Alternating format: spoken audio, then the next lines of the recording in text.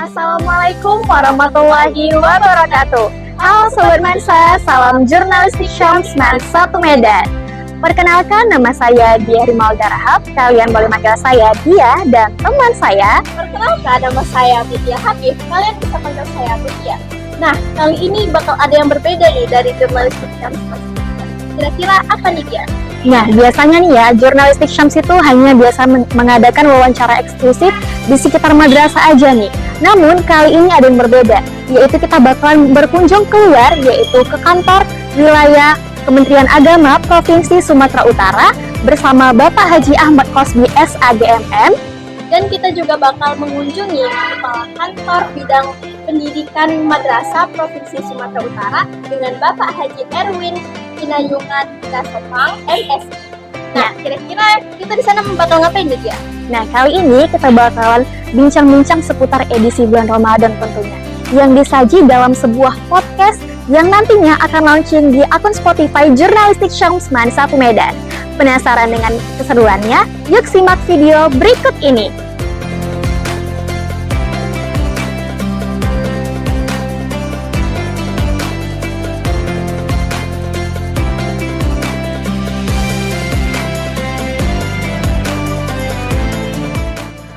Assalamualaikum warahmatullahi wabarakatuh. Halo Sobat Mansa, salam podcast Syams Man 1 Medan. Selamat datang di podcast Syams Man 1 Medan yang kali ini telah hadir di platform podcast kesayangan Anda, tentunya di Spotify. Marhaban ya Ramadan. Bulan suci Ramadan merupakan bulan yang penuh keberkahan dan kemuliaan. Siapa yang menjalaninya dengan baik, niscaya Allah akan menjadikannya hamba yang bertakwa. Nah, pemirsa, selama 30 menit ke depan, kita akan mengupas perjalanan Ramadan bersama seorang tokoh yang sangat luar biasa, yang kali ini dipandu oleh saya sendiri, Diah Rimalda Harahap. Pemirsa, saat ini di samping saya telah bersama tokoh yang sangat luar biasa, yaitu Kepala Kantor Wilayah Provinsi Sumatera Utara, Bapak Haji Ahmad Qosbi SAGMM. Mari kita sapa terlebih dahulu narasumber kita kali ini. Assalamualaikum Pak, bagaimana kabar Bapak hari ini dalam menjalani puasa? Waalaikumsalam warahmatullahi wabarakatuh. Alhamdulillah masih semangat menjalankan rangkaian ibadah Ramadan. Alhamdulillah Pak. Nah, seperti yang kita ketahui telah disebutkan di dalam Al-Quran yaitu Bismillahirrahmanirrahim.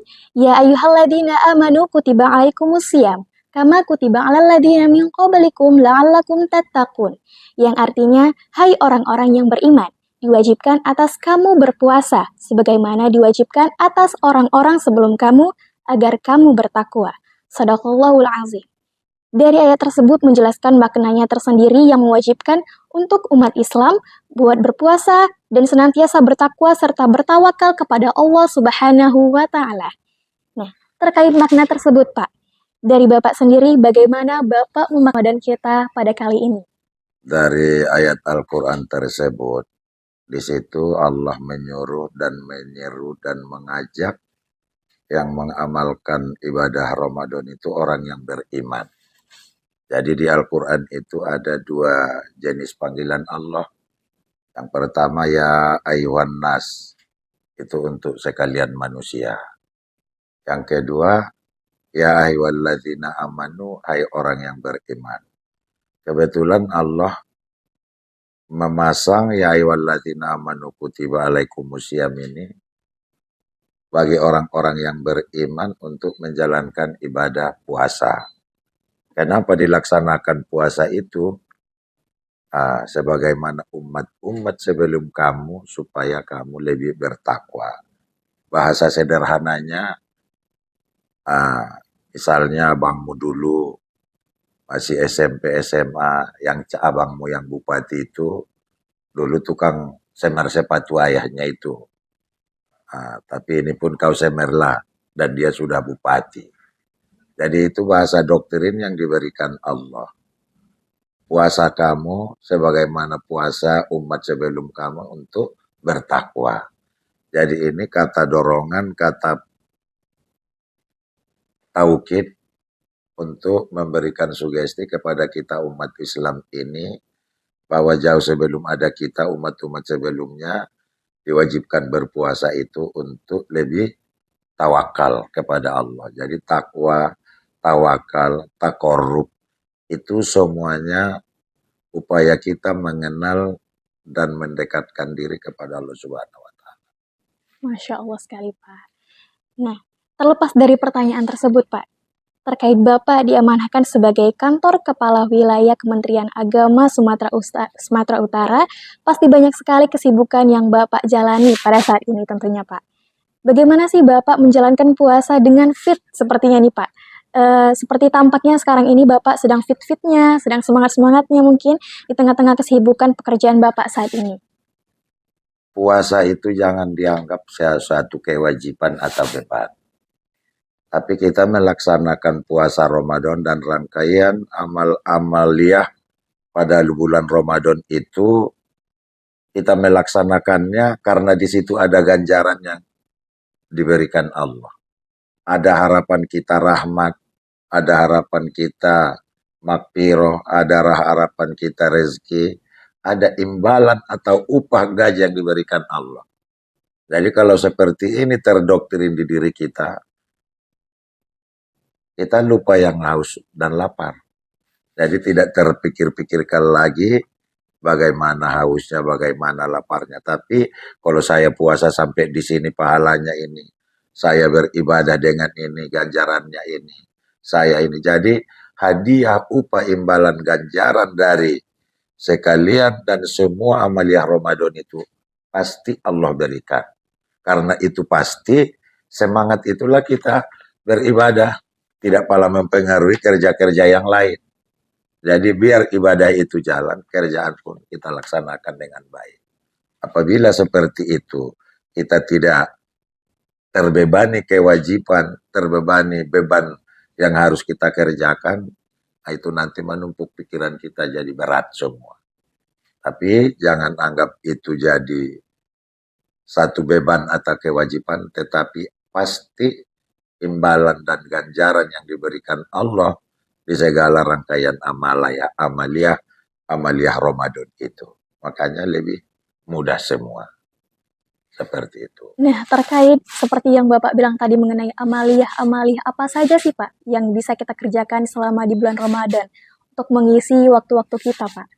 Sebenarnya banyak. Macam saya sebagai kepala kantor. Saya bekerja mengoreksi surat, menandatangani surat. Saya jalankan tepat waktu, orang tidak kecewa. Nah, kita permudah urusan orang. Itu sudah bagian ibadah. Apalagi Ramadan pahalanya dilipat gandakan Allah. Ada waktu senggang berzikir, membaca Quran. Masih bisa kesempatan kita sholat duha, sholat tahajud, sholat tasbih. Banyak yang bisa kita kerjakan. Ibadah-ibadah itu. Termasuk pekerjaan itu sendiri bahagian dari ibadah. Mempermudah urusan orang, memberikan kebijakan yang menguntungkan orang. Itu semua bahagian dari ibadah. Jadi seluruh amaliyah-amaliyah, bernapas pun kita di Ramadan ini amaliyah. Ini kedahsyatan dan keluar biasaan bulan Ramadan ini diberikan Allah kepada umat Nabi Muhammad. Masya Allah sekali, Pak. Nah, mungkin di balik puasa Bapak yang fit sampai sekarang ini dan di tengah-tengah kesibukan Bapak nih, kalau boleh kita sedikit sharing-sharing nih Pak, mungkin ada menu kesukaan atau senantiasa yang selalu disajikan oleh istri Bapak tercinta mungkin? Kalau secara spesifiknya tidak, tapi saya dengan keluarga sudah puluhan tahun buka itu pakai jam-jam dan kurma. Nah, itu udah saya biasakan di rumah. Nah, jadi kalau jam-jam itu paling tidak satu cangkir kecil, jangan sesi loki. Kalau sesi loki nggak ada manfaatnya. Nah, paling tidak satu cangkir kecil. Jadi saya sudah puluhan tahun membiasakan itu dengan anak-anak di rumah. Nah, saya beli nanti berliter-liter secukupnya. Dan itu tadi harus paling tidak satu cangkir kecil. Jangan satu siloki. Supaya jam-jam itu bermanfaat. Dan juga kurma. Akhirnya kita buat seperti itu. Anak-anak ini pun tambah kuat puasanya. di samping menjalankan sunnah Rasul. Berbuka dengan air yang paling mulia di dunia ini, berbuka dengan kurma yang dijamin oleh Rasulullah. Menurut Bapak nih Pak, apakah bulan Ramadan ini juga bulan termasuk kepada bulan Bapak untuk meningkatkan keharmonisan Bapak dengan keluarga atau gimana Pak? Itu sudah pasti. Yang selama ini kita tugas masing-masing anak-anak yang sekolah menyesuaikan jam masing-masing. Malah sarapan pagi pun bisa nggak sama, apalagi makan malam.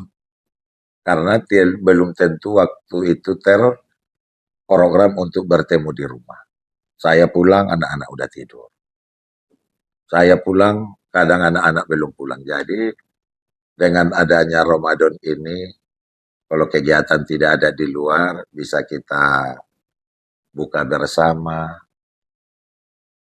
bisa sahur bersama, apalagi saya keluarga besar, anak saya 6, kemanakan lagi, jadi kami nggak muat di meja makan di rumah. Jadi udah ada kursinya 8 nggak muat. Jadi kami duduk pakai tikar, seperti kebiasaan saya dulu dengan orang tua saya di kampung. Jadi duduk bersama, buka bersama, dan sahur bersama ria. Jadi kemesraan, kekompakan, keharmonisan dengan keluarga itu luar biasa. Masya Allah sekali Pak. Nah, seperti yang kita ketahui bahwa bulan Ramadan ini Pak merupakan bulan yang penuh berkah. Dari Bapak sendiri, apakah ada perbedaan nih Pak antara bulan Ramadan dan bulan-bulan seperti biasanya? Itu sudah janji Allah. Di bulan Arab itu mulai dari Muharram, Safar terus sampai Jumadil Akhir. Itu bulan-bulan yang mulia itu ada Rajabnya, ada Sa'bannya, ada Ramadan. Jadi Ramadan itu Sayyidus Syuhur, kepalanya bulan. Bulan yang paling mulia, bulan yang paling diberkahi Allah. Di situ ada bulan rahmat 10 pertama, ada bulan Maghfirah 10 kedua, ada Itqum minan nar di 10 ketiga. Kemudian dasarnya bulan Ramadan ini dan luar biasanya. Kalau kita terus sempurnakan rangkaian ibadah, tarawih tidak tinggal, Quran paling tidak 1 hari 1 juz kita baca, paling tidak 1 Ramadan ini khatam, duhanya jalan, tasbihnya jalan, tahajudnya jalan. Yang inti kita puasakan 7 sumber dosa di diri kita. Mata, hidung, yang kedua, yang ketiga mulut, yang keempat kuping, yang kelima tangan, yang kelima kaki, keenam kemaluan. Puasakan. Insya Allah, 1 Syawal nanti, ke depan 1 tahun ke depan, imbalan atau gaji itu pasti diberikan Allah. Jadi kalau misalnya hidup kita agak tenang, agak nyaman, semua urusan dimudahkan, berarti Ramadan kita ini banyak ibadah yang kita jalankan. Tapi kalau di Ramadan ini banyak ibadah yang tak ikhlas, kita jalankan banyak yang karena keterpaksaan, jawabnya 1 tahun ke depan ini. Kita banyak sengsara, banyak masalah, banyak suntuk, banyak gelisah. Jawabnya 1 tahun, makanya Ramadan ini evaluasi 1 tahun kehidupan kita sebagai manusia yang percaya kepada Tuhan, pada Allah Subhanahu wa Ta'ala itu. 1 tahun ini evaluasi apa kerjaan yang kurang sempurna. Kalau tidak bagus, banyak salah, banyak silap, dengan Ramadan membakar. Dan persiapkanlah untuk 1 tahun ke depan selama 1 bulan penuh. Supaya Allah memberikan ganjaran imbalan yang setimpal. Dasarnya lagi, puasa Ramadan itu perisai bagi umat Islam dari api neraka. Jadi puasa Ramadan itu perisai, benteng, penghambat, pelindung kita dari berbagai jenis api neraka.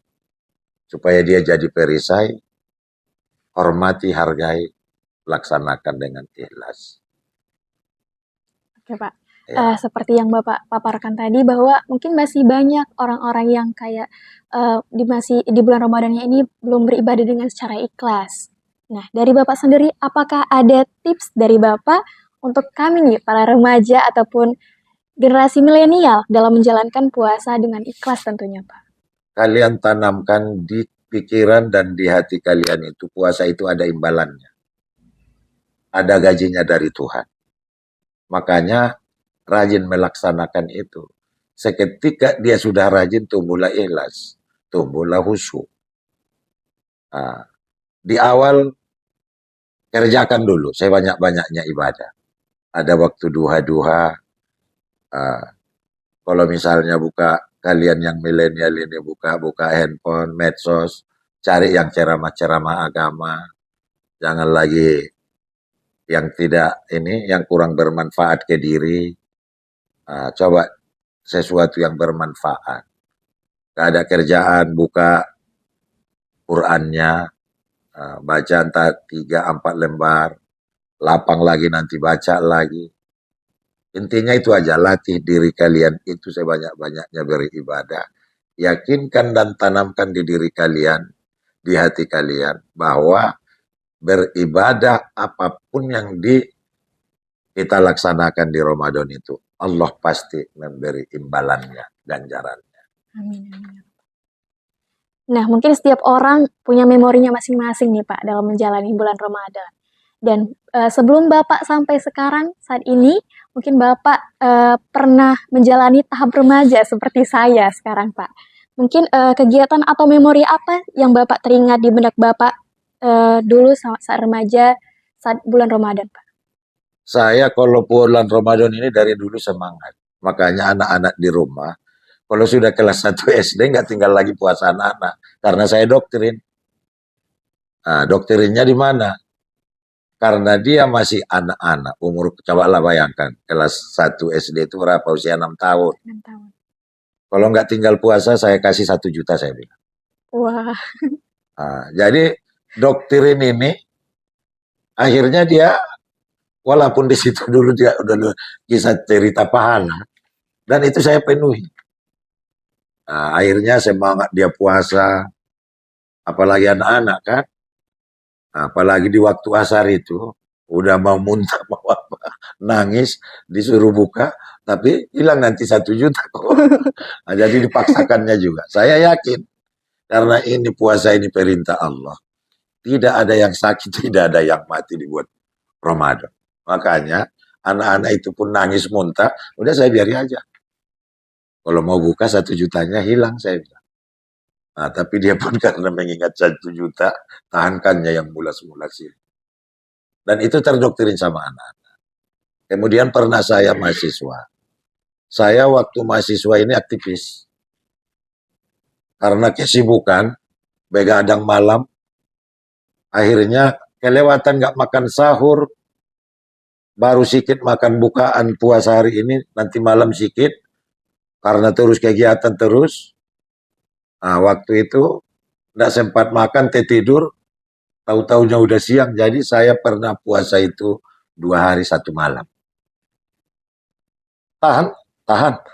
Cuman di waktu di hari kedua di asar itu, ini buku-buku ini mau berlepasan. Jadi saya coba tidak makan minum itu 2 hari 1 malam Ramadan. Puasa hari ini buka hanya minum-minum gitu aja, besok puasa lagi. Kalau saya ini kan karena nggak ini, tapi karena saya yakin puasa itu sesuatu yang luar biasa, saya puasa. Dan banyak peristiwa yang saya alami, baik dia pulang kampung atau dalam perjalanan kalau Ramadan itu, saya selalu puasa. Pokoknya mau musafir, mau tidak musafir, insya Allah saya masih memprioritaskan puasa Ramadan. Banyak orang nggak tahan bawa mobil sampai ke Mandailing sana, saya insya Allah masih tahan. Jadi intinya itu, yang puasa ini hanya Yang disuruh Allah orang-orang yang beriman. Ya ayuhan nas, manusia kerjakan puasa. Kenapa enggak orang yang semua manusia disuruh Allah? Karena puasa ini prinsip disuruh hanya orang-orang yang beriman. Nah, dan di sini di mana buktinya orang beriman? Kita sendiri harus jujur ke diri kita. Diam kita ke kamar, bisa apa?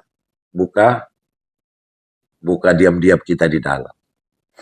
Siapa yang tahu? Tapi karena ini orang beriman, disuruh Allah beriman, dosa rasa diri kita ke diri kita. Sia-sia kalau tidak puasa. Jadi harus didasari dengan iman itu tadi. Kalau tidak iman, puasanya nggak ada gunanya apa-apa. Mungkin dari Bapak sendiri, apakah ada bekal-bekal bagi kita untuk dapat mempersiapkan di bulan Ramadan ke depannya gitu Pak? Persiapkan dari sekarang bahwa ditanamkan di diri kita bahwa puasa ini, bulan Ramadan ini, bulan bonus kepada umat Nabi Muhammad. Bonus diberikan Allah. Pahala ditingkatkan, dilipat gandakan, pekerjaan diberkahkan, dosa dihapuskan, pintu sorga dibuka, pintu neraka ditutup. Di dalam ada malam Lailatul Qadar. Saya entah dapat atau tidak Lailatul Qadar ya, saya nggak tahu juga. Tapi saya sudah lama, setiap di pertengahan Ramadan itu, di bulan-bulan ganjil, saya selalu jaga itu. Mulai dari jam 12 nanti sampai sahur. Beribadah saya nggak tidur. Setiap malam ganjil. Capek nanti saya sholat tahajud, sholat sunat taubat, sholat tasbih, ngaji, berzikir, sholat lagi. Pokoknya saya berharap supaya dapat yang malam Lailatul Qadar yang min alfi syahrin. Alfi syahrin. 1000 bulan. 1000 bulan. Berarti 80 tahun ya. Itu yang kita kejar itu. Dapat atau tidak, walau aklam. Tapi tidak ada menurut hidup saya yang agak susah di hidup saya. Tidak banyak tantangan di hidup saya, mudah aja saya lihat. Karena itu tadi saya yakin Ramadan itu penghulu, rajanya, ketuanya dari bulan-bulan. Jadi itu aja, yakinkan di diri kita bahwa diberikan Allah Ramadan ini yang penuh manfaat, penuh keajaiban, penuh dengan nilai-nilai yang positif. Intinya cobalah dijalankan dengan khusyuk dan ikhlas. Alhamdulillah, terima kasih banyak Pak atas perbincangan kita kali ini. Semoga bulan Ramadan kita kali ini menjadi bulan yang terbaik tentunya. Pemirsa, demikianlah podcast kali ini bersama Bapak Kepala Kantor Wilayah Kementerian Agama Provinsi Sumatera Utara, Bapak Haji Ahmad Qosbi SAGMM, dan yang dipandu oleh saya, Diah Rimalda Harahap. Nah, nantikan episode-episode podcast Syams edisi Ramadan berikutnya, eksklusif hanya di Spotify. Wassalamualaikum warahmatullahi wabarakatuh. Waalaikumsalam warahmatullahi wabarakatuh.